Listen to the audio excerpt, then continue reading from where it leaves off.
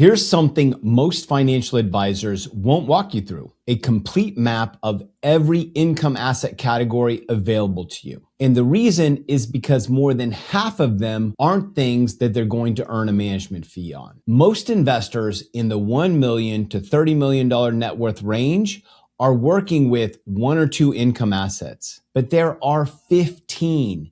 And the ones that often generate the most yield are exactly the ones that never come up in a standard advisor conversation. I'm Christopher Nelson, and I've built my own income portfolio across these assets, and it's currently generating over $200,000 per year in tax-efficient income. In this video, I'm gonna walk you through every income asset available to you, what each one is, where it fits into a properly built portfolio, and how to think about reducing risk. But before we dissect each one, let's talk about how income assets actually fit into a properly structured portfolio. Because without that context, a list of 15 options is just noise. When I look at any portfolio, I see three categories of assets, not by asset type, but by purpose. The first is growth assets. These build your net worth over time, and appreciation is the goal.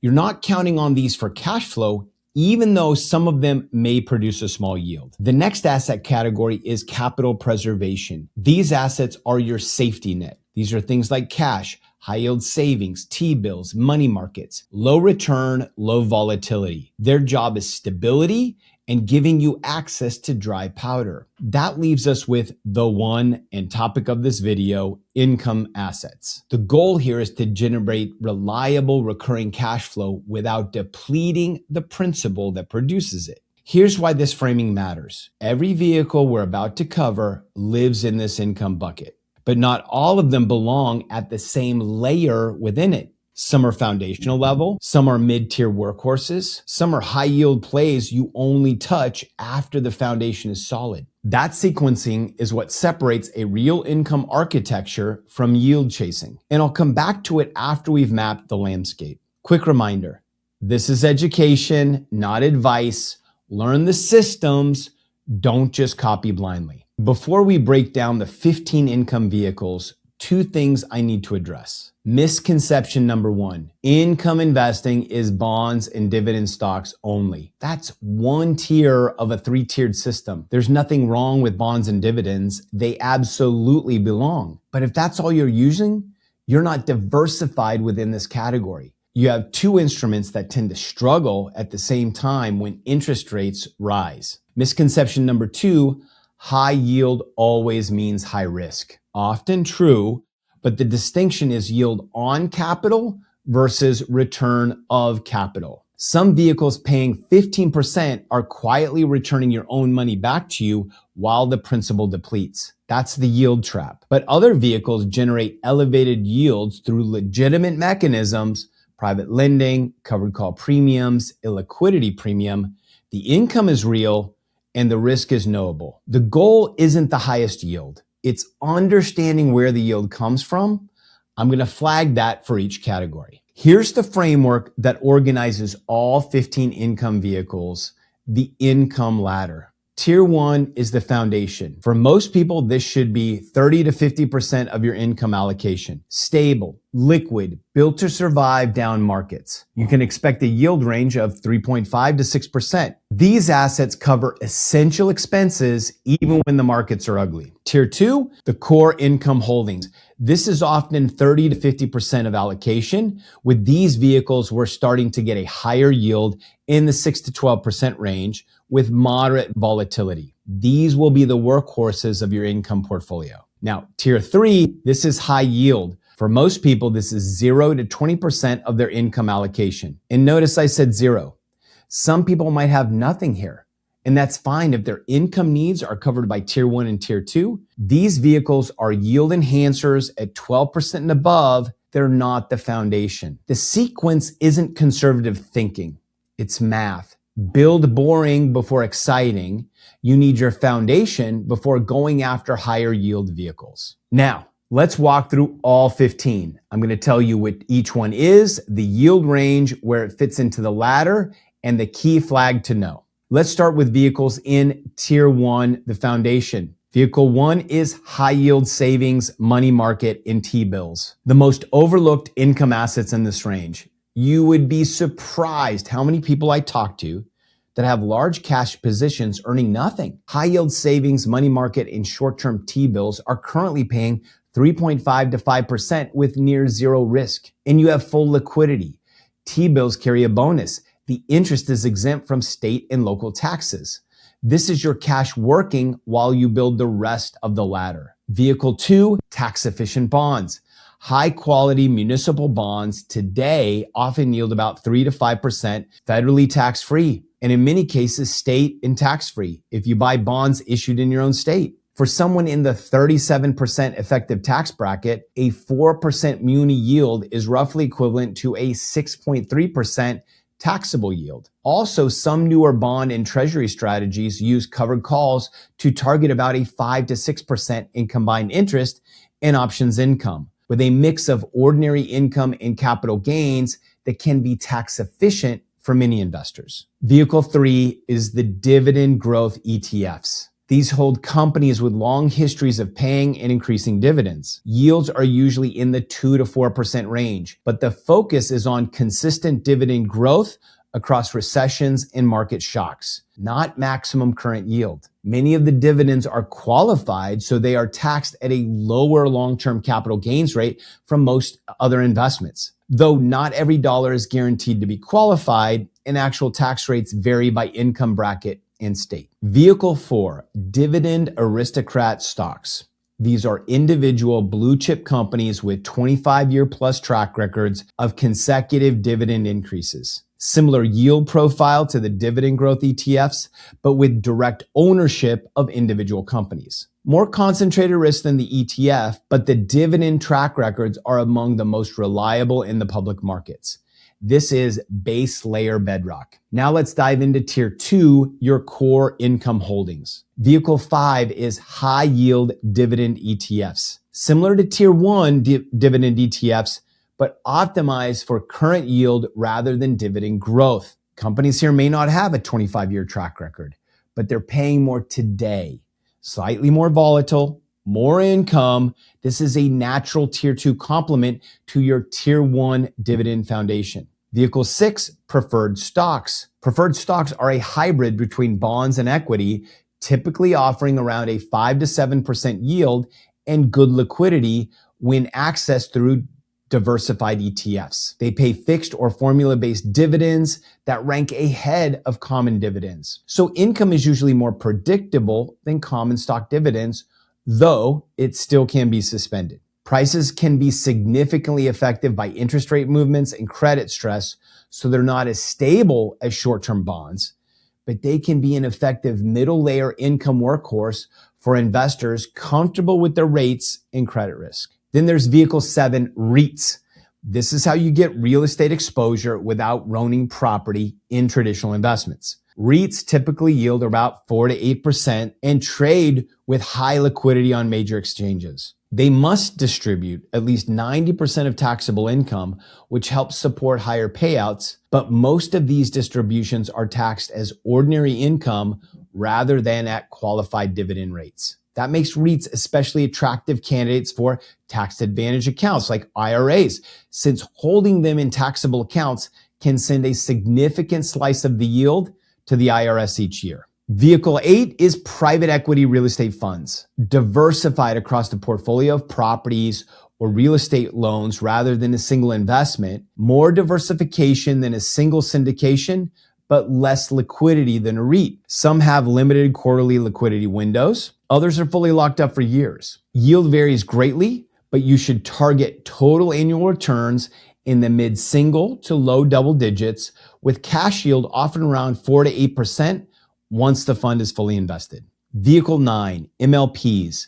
This is one that many people don't have on the radar. MLPs, which stands for Master Limited Partnerships, are primarily energy infrastructure businesses. Pipelines, storage, and processing. Structured as pass-through partnerships, they typically offer around 5 to 8% yields with exchange-traded liquidity and often tax-advantaged distributions. But they come with additional complexity compared to an individual stock or ETF. This is primarily the K1 reporting and the potential for UBTI if held in IRAs. That's a special type of tax. They're a middle layer income tool for investors willing to understand the mechanics before investing. Now let's move to the top layer, which I'd recommend making up no more than 20% of your income portfolio. Vehicle 10 is covered call ETFs. Covered call ETFs holds a broad or thematic equity basket, and they sell call options against those positions. The options premium create extra income on top of the dividends, often producing 8 to 15% yield and sometimes 20% plus. Some funds use index options that qualify for the 60/40 tax treatment under Section 1256, which can be more favorable than ordinary income. But the exact tax profile depends on the specific ETF. They're best thought of as top layer yield enhancers rather than core equity replacements. Now,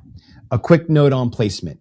Covered call ETFs typically live in the top layer, but for investors who already carry significant real estate exposure in their top layer, syndications, PE funds, hard money lending, moving covered call ETFs down to the middle layer can make sense. The income source is fundamentally different. Option premium income doesn't move with real estate, and diversifying by an income source type within your ladder is just as important as hitting your yield targets. Your ladder should reflect your full picture, not just a template. Vehicle 11, BDCs. Business development companies provide higher yielding loans and some equity financing to small and mid-sized companies, then distribute most of their taxable income to shareholders. Many publicly traded BDCs yield roughly 8 to 12%, driven mainly by interest and fees from their loan portfolios. This is amplified by some leverage. Distributions are generally taxed like ordinary income rather than qualified dividends, which makes BDCs strong candidates for tax-advantaged accounts where possible. Vehicle number 12, real estate syndications. Syndications are private investments where a sponsor acquires a property, raises capital from accredited investors, and operates it on their behalf. Cash on cash yield of 6 to 10% annually are normal, plus a share of appreciation at the sale. The trade-off is illiquidity. You're typically locked in 3 to 7 years. That's the illiquidity premium. You're being compensated for giving up access to your capital. Vehicle 13, private credit and hard money lending. Direct lending outside the banking system. This is where accredited investors get access to yields that don't exist in public markets. 10 to 15% from real loans being repaid and businesses generating cash flow. The risk isn't market risk. These don't move with the stock market. The risk is credit risk and liquidity risk. This has some of the highest yields in the landscape and require the most due diligence. Vehicle 14, royalties and IP income. This is music catalogs, patents, brand licensing. It's income uncorrelated to stock and real estate markets. The market is less mature and due diligence is complex, but it's a legitimate source of income worth knowing that it exists. And lastly, vehicle 15, annuities. Technically, they are income vehicles and an advisor may have pitched one. They can work in very specific longevity scenarios, but fee structures are often opaque, surrender charges can trap capital for years, and yields rarely compete with a properly built income ladder. For most people, this will not be a component of the income ladder. Now that you've seen all 15, here's how to actually spread risk across them, because owning more categories isn't enough on its own. Real diversification with income means 5 things. Diversify by income source type. Some income from equity markets, dividends, covered call premiums, some from real estate, some from private lending, some from interest-bearing instruments. When one source is under pressure, the others aren't necessarily affected. 2, diversify by liquidity profile. Not everything should be locked up in private vehicles, and not everything should be in liquid public markets. The liquid positions give you flexibility. The illiquid positions give you premium yield. You need both. 3, diversify by operator. In the top layer especially, you're not just investing in an asset class. You're investing in the people running it. A syndication is only as good as its sponsor. A private credit fund is only as good as its underwriting team. Never concentrate your top layer with a single operator, no matter how strong the track record. Spread across multiple sponsors, multiple funds, multiple managers. The asset class can be sound, and a single bad operator can still wipe out a position. Number 4, diversify by tax treatment. Some income is taxed at 15%, qualified dividends, some at ordinary rates, BDCs, REITs. Some is tax-free, municipal bonds. Some is tax-deferred, MLPs, return of capital positions. A portfolio that ignores this dimension is leaving real after-tax yield on the table. Where you hold each vehicle matters as much as the vehicle that you choose. Then there's 5, diversify by interest rate sensitivity. Some income assets benefit when rates rise. T-bills, floating rate private credit. Others get hurt. Bonds, REITs. A ladder that's entirely sensitive in one direction creates vulnerability. Balance your rate exposure across the ladder so a rate move in either direction does not destabilize your income. That's the map and the diversification framework. Now let's talk about how you evaluate any vehicle before you add it to your ladder. There are 4 questions I ask about every income asset. Number 1, what is the source of the yield? Real economic activity, lending, rents, dividends from earnings, or is it financial engineering? Both can be legitimate. You need to know which one you're dealing with. 2, what is the tax treatment? A 10% yield taxed as ordinary income and a 10% yield taxed as qualified rates are not the same investment. Account placement is one of the most powerful levers in this category. Most people never pull it. 3, where does it fit in the ladder? Foundation, core, or tactical? If you can't answer that before you invest, you're not building income architecture, you're just collecting yield. And 4, where does this fit within my income bucket allocation? Before you add any vehicle, know your target allocation to the income bucket and respect it. A great income vehicle that pushes you over your allocation isn't a good investment decision. That's portfolio imbalance. Say your target allocations are 55% growth, 10% capital preservation, and 35% income. If you're already at 35% income, the answer is no to any new income vehicle, regardless of how attractive the yield looks. Rebalancing comes first, new positions come second. Those 4 questions filter out most bad decisions before you can make them. Now, if you have $1 million to $30 million in investable assets and you're ready to actually implement this, not just understand the landscape, but build the architecture, I would love to have you in our next live workshop. It is a 2-hour deep dive on the architect phase of setting up your own microfamily office.